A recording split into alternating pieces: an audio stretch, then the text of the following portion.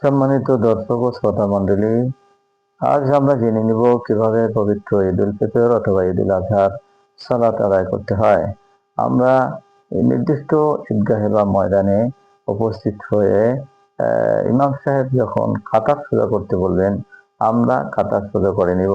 এরপরে ইমাম সাহেব নিয়ত করবেন, সাথে সাথে আমরাও নিয়ত করব। আরবি নিয়ত হচ্ছে এই নাওয়াইতু আন উসাল্লি লিল্লাহি তাআলা রাকাতাই সালাতি ঈদিল ফিত্রি মা সিত্তাতি তাকবীরাতি ওয়াজিবুল্লাহি তাআলা ইফতিদাইতু বিহাযাল ইমাম মুতাওয়াজ্জিহান ইলা জিহাতিল কাবাতি শরীফাতি আল্লাহু আকবার।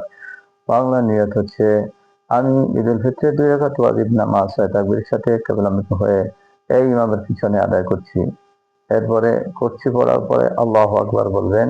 আল্লাহু আকবার বলে হাত কানের লতি স্পর্শ করবে, হাতের আঙ্গুল। এরপরে হাত বাঁধতে হবে।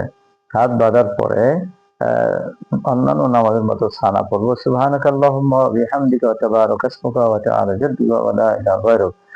এরপরে ইমাম সাহেব 3টা তাকবীর দিবেন।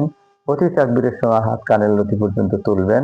আমরাও সাথে সাথে আল্লাহু আকবার বলে হাত কানের লতি পর্যন্ত তুলব এবং প্রতি তাকবীরের পরে কমপক্ষে 1 তাসবিহ পরিমাণ বিলম্ব বা দেরি করে নিতে হবে। এরপরে ইমাম সাহেব তাউস তাসনিয়া পড়ে সূরা ফাতিহা এবং অন্যান্য সূরা বাকারা পড়ে যথারীতি রুকু সিজদার মাধ্যমে 1 রাকাত শেষ করবেন। দ্বিতীয় রাকাতের সময় ইমাম সাহেব দাঁড়িয়ে গিয়ে আগে সূরা ফাতিহা এবং অন্য সূরা পড়বেন। পড়ার পরে রুকুতে যাওয়ার আগে আবার এরকম 3টা তাকবীর এবং প্রত্যেক তাকবীরে হাত কানের লতি পর্যন্ত তুলতে হবে। মুক্তাদিদেরকেও এই আমল করতে হবে, অর্থাৎ তাকবীর বলতে হবে এবং হাত তুলতে হবে কানের লতি পর্যন্ত।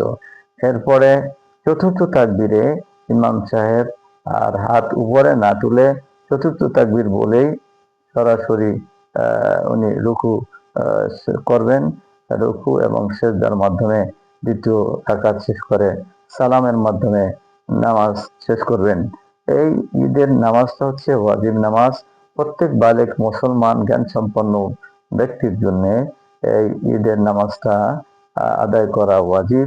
এটা আল্লাহ তাআলার খুশির জন্য আমরা যে ইবাদত করতে পেরেছি, আমরা যে ইবাদত করার সুযোগ আল্লাহ আমাদেরকে দিয়েছেন, সেই শুকরিয়া আদায়ের জন্য, আল্লাহ তাআলার সন্তুষ্টির জন্য আমাদেরকে এই পবিত্র ঈদের নামাজ আদায় করা ওয়াজিব। আল্লাহ রাব্বুল আলামিন সুন্দরভাবে সঠিক নিয়মে আমাদেরকে এই ঈদের নামাজ আদায় করার তৌফিক দিন। আমিন।